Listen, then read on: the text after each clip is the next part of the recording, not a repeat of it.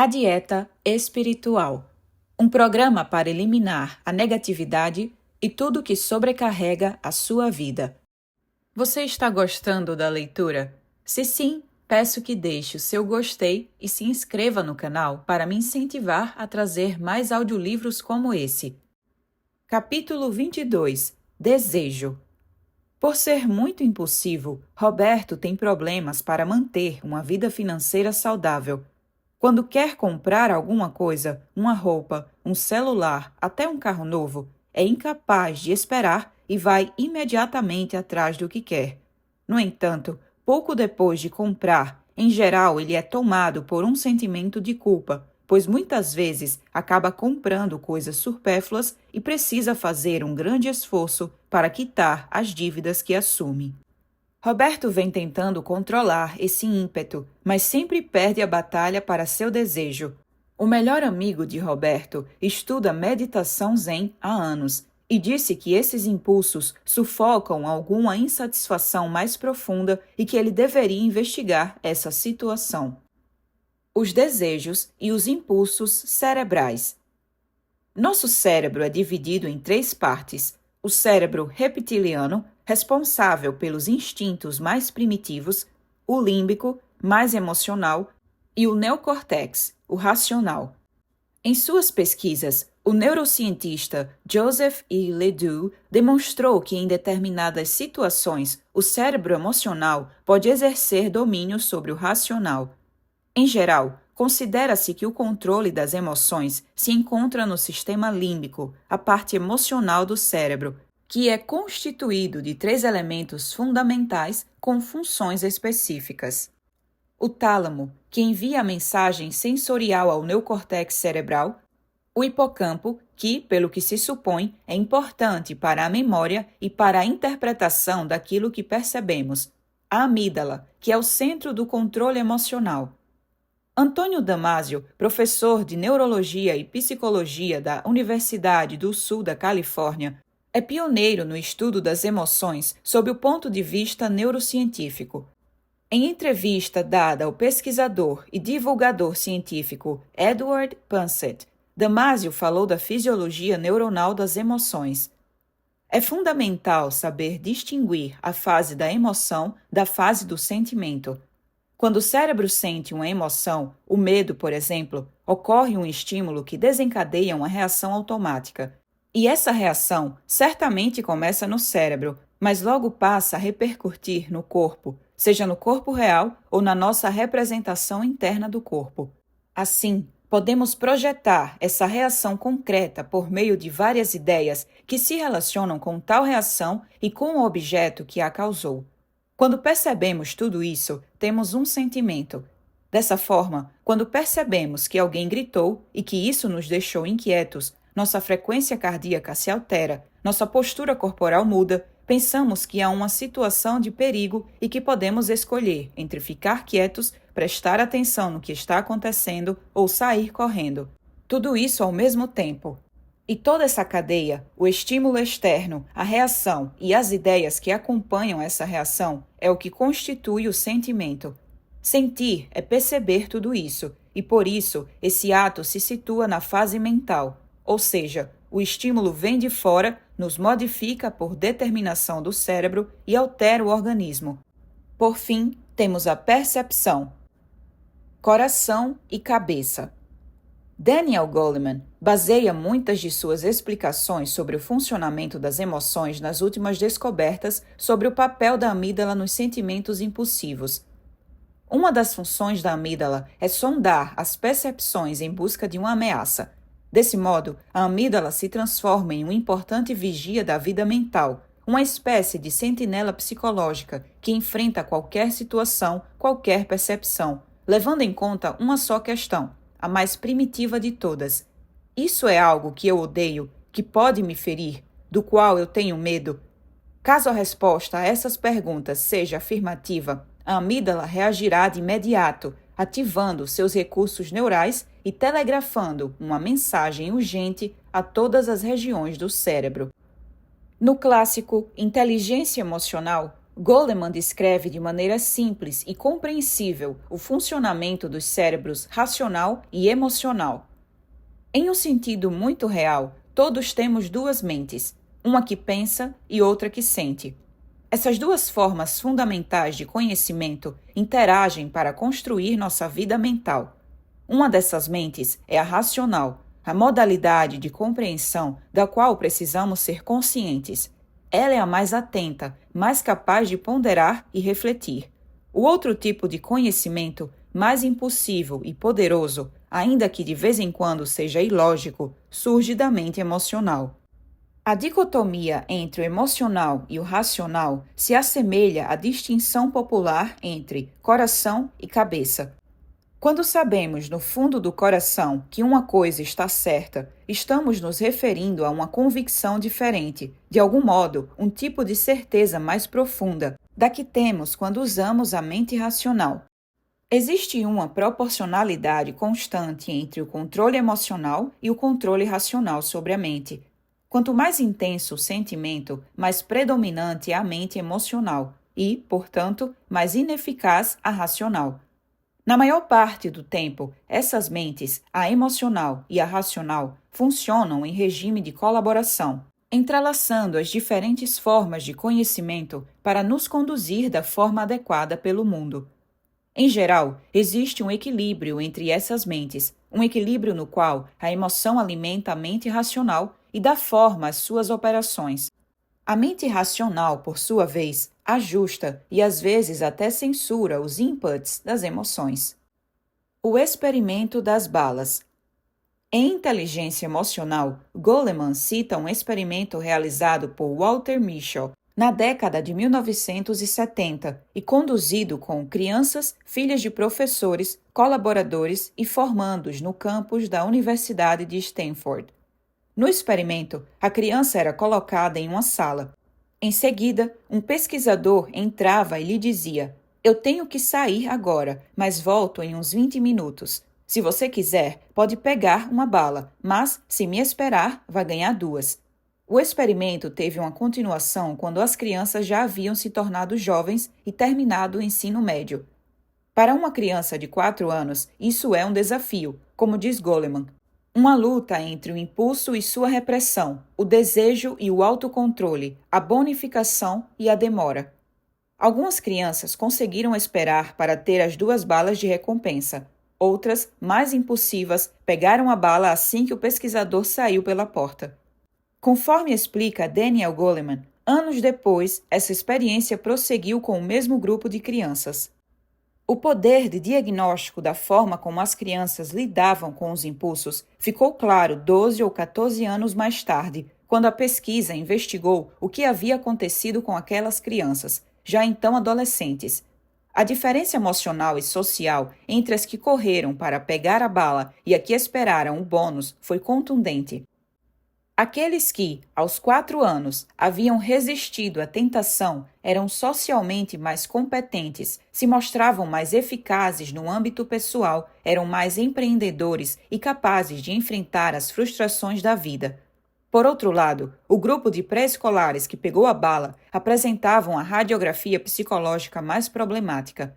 Eram adolescentes que demonstravam mais medo de estabelecer contatos sociais, mais birrentos, indecisos, agitados por causa das frustrações.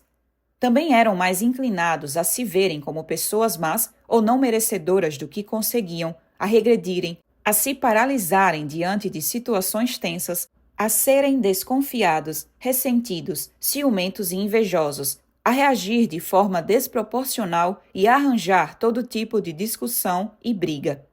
E mesmo após todos esses anos, permaneciam incapazes de aguardar a bonificação. Com base nesses estudos, Goleman expõe a hipótese de que a impulsividade diminui a capacidade de aprendizagem e tem a ver com a ligação entre a amígdala e os lobos pré-frontais. Além de ser a origem do impulso emocional, a amígdala é fonte das distrações. Por outro lado, os lobos pré-frontais são o lugar da memória operacional, ou seja, a capacidade de prestar atenção no que ocupa nossa mente em determinado momento. Enquanto nos preocuparmos com pensamentos mobilizados por nossas emoções, a memória operativa terá muito menos espaço de atenção. No caso dos alunos, pode-se supor que esse efeito reduzirá a atenção que prestam ao professor, aos livros, deveres, etc. E, se a situação se estende por muitos anos, a carência surge na forma de notas baixas nos vestibulares. Podemos dizer o mesmo no caso do trabalho, em que a falta de concentração e o custo da impulsividade causam forte diminuição da capacidade de adaptação e aprendizagem. Vencendo o materialismo. Um exemplo da Grécia Antiga. Diógenes de Sinop é uma figura enigmática da filosofia clássica. Sobre ele circulam algumas histórias difíceis de saber se são verdadeiras ou meras lendas. Dizem que ele vivia em um barril. Seu pai era banqueiro e, segundo o historiador Diógenes Laércio, um belo dia decidiu consultar um oráculo, que lhe disse: invalide a moeda corrente. Assim como todas as respostas do oráculo, essa era enigmática e tinha diversas leituras. Falsifique a moeda, altere as leis ou mude os valores. Dizem que Diógenes não quis escolher e fez as três coisas. Como resultado, acabou sendo exilado. Por força das circunstâncias, perambulou por Esparta, Corinto e Atenas. Reza a lenda que ele se desfez de tudo que não era indispensável, até da sua cuia, quando viu um rapaz beber água usando as mãos. A lenda diz também que certo dia Alexandre Magno estava nos arredores de Corinto e resolveu falar com ele. Aproximou-se e ofereceu-lhe tudo o que quisesse. No entanto, o filósofo respondeu: chegue para o lado, porque você está tapando o sol.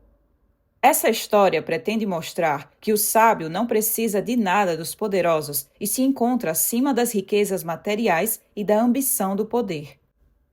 É possível viver sem dinheiro? Como não precisava do dinheiro, Heidi Maria Schwemmer, autora de Wonderwelt ohne Geld, O Mundo Maravilhoso Sem Dinheiro, repartiu o lucro do livro entre pessoas vítimas de maus tratos, assistentes sociais e diversos outros grupos. No livro, ela diz: agora não tenho nada, sou uma pessoa sem teto, mas sou livre. Minha atividade, que tem como missão chamar a atenção para a injustiça, é minha vocação. Não preciso de férias. Esse é um dos erros da nossa sociedade, que separa ócio e trabalho, pois a maioria das pessoas faz algo de que não gosta só para ganhar dinheiro e gastar com coisas das quais não precisa. A história de Heidi Maria Schwemmer começa com a criação, em 1994, de uma sociedade baseada em trocas chamada Toma e Dá, na cidade de Dortmund, Alemanha. Nela, os participantes faziam intercâmbio de tarefas em vez de dinheiro. Se você sabe cozinhar, cozinhe para mim, e em troca eu consertarei seu carro. Em 1996, Heidi Maria decidiu dar um passo adiante nessa experiência e viver um ano sem dinheiro. Desfez-se de pertences e dinheiro e começou a viver apenas com o intercâmbio de tarefas. Em entrevista ao jornal La Vanguardia, em abril de 2002, Heidi Maria explicou que não tocava em dinheiro fazia 6 anos. Comia em um restaurante orgânico, onde cozinhava e trabalhava na limpeza. No entanto, antes do projeto, Heidi Maria Schwemmer havia sido professora. Eu me tornei professora porque queria melhorar o mundo, mas não adiantava. O sistema educacional foi projetado para alimentar a mente das crianças, mas não o coração. As crianças são orientadas a serem competitivas para conseguirem um emprego no qual ganhem muito dinheiro. Isso é tudo, senhores. E o que acontece com as vidas delas? O foco está no ter e não no ser. Heidi Maria largou a sala de aula e passou a se dedicar à psicologia. Pensou que, como terapeuta, poderia ajudar. Eu me especializei em Gestalt terapia e ganhava muito dinheiro com consultas. Troquei de carro 15 vezes, tinha uma casa cheia de objetos. Mas mesmo assim, achei que o mundo não havia melhorado muito. Então, largou a psicologia. Na verdade, largou tudo.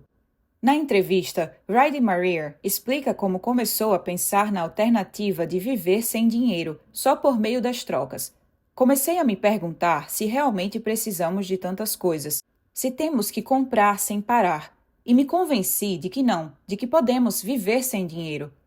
Para ela, ainda que o dinheiro tenha sido uma grande invenção, parou de ser no momento em que perdeu a utilidade como meio de troca e se transformou no objeto a ser alcançado e em algo que possuímos e usamos como base para atribuir valor às pessoas.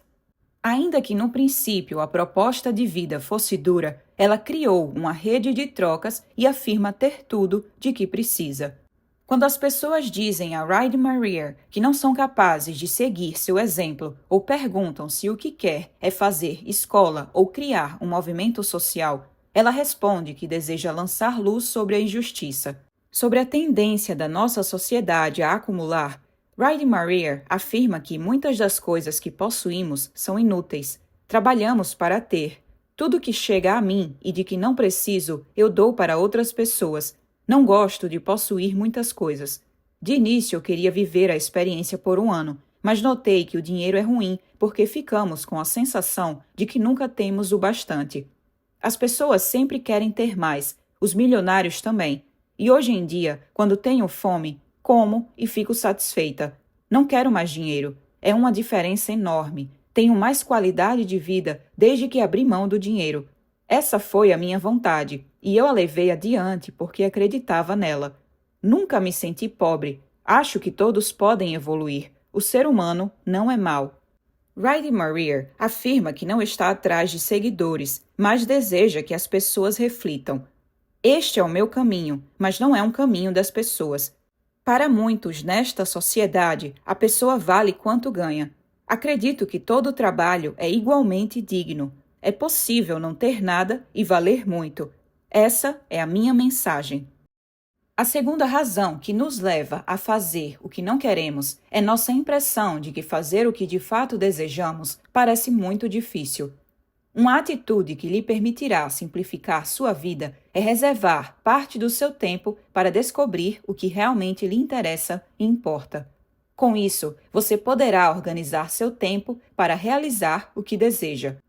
Em entrevista à professora e pesquisadora Susan Beck sobre a aplicação de sua filosofia de vida simples a novas tecnologias, Elaine St. James declarou: muitas novas tecnologias podem simplificar nossas vidas, mas temos que aprender a usá-las com eficácia. É mais fácil simplificar quando você conhece suas prioridades. Admita para si que não pode fazer tudo. Em vez de tentar fazer ou saber tudo, é melhor se concentrar no que sustenta suas prioridades e se desfazer do resto. Cardápio contra o desejo. Objetivo da semana. Número 1. Assim como Elaine St. James, faça uma lista de tudo aquilo que lhe custa dinheiro, tempo ou energia e pense no que pode ser descartado. Número 2. Organize um plano para, aos poucos, reduzir essa necessidade e simplificar sua vida. Proponha-se a eliminar um elemento da lista por semana.